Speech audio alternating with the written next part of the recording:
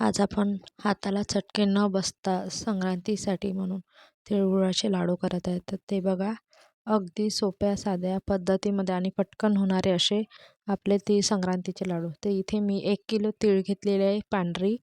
ते छान अशी भाजून घ्यायची खरपूस. कलर खूप नाही बदलू द्यायचा.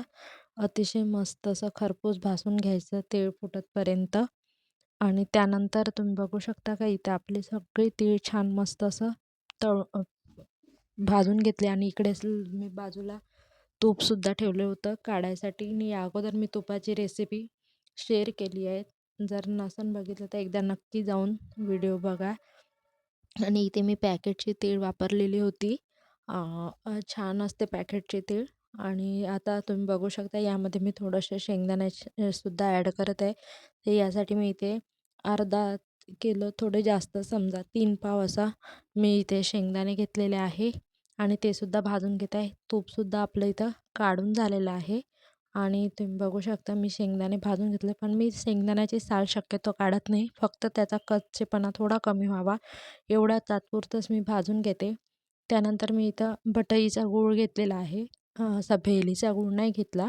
बटईमध्ये पण गुळाचं येतात की एक कडक बटई येते, खूप नरमही येते. तर मी नरमपैकी घेतला. आणि मग सगळं तीळ आणि शेंगदाणे हे मी अलग अलग करून मिक्सरला फिरवून घेतले.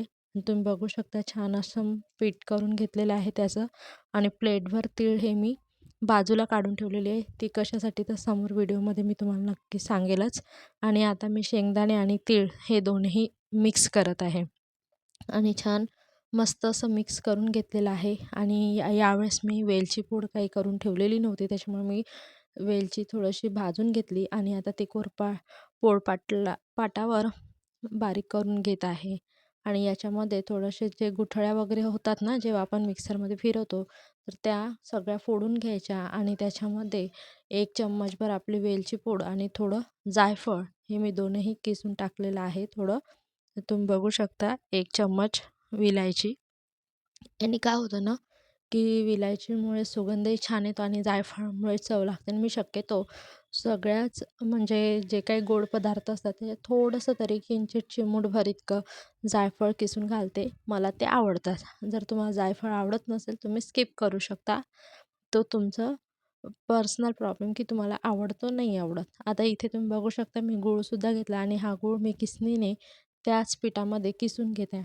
अशा प्रकारे मी गुळही हा मी 1 किलो घेतला, पण 1 किलोमध्ये 4 ते 5 बटाट्या मी काढून ठेवल्या. आणि बाकी त्या सगळ्या किसून घेतलेल्या होत्या. आता गोडाचं आहे तर ते तुम्ही तुमच्या आवडीप्रमाणे कमी जास्त करू शकता.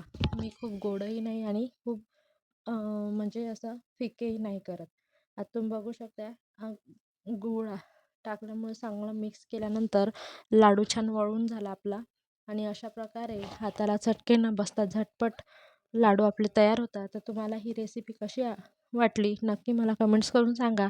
आणि आपल्या चॅनलला लाईक, शेअर आणि सबस्क्राईब करा. धन्यवाद. श्री स्वामी समर्थ.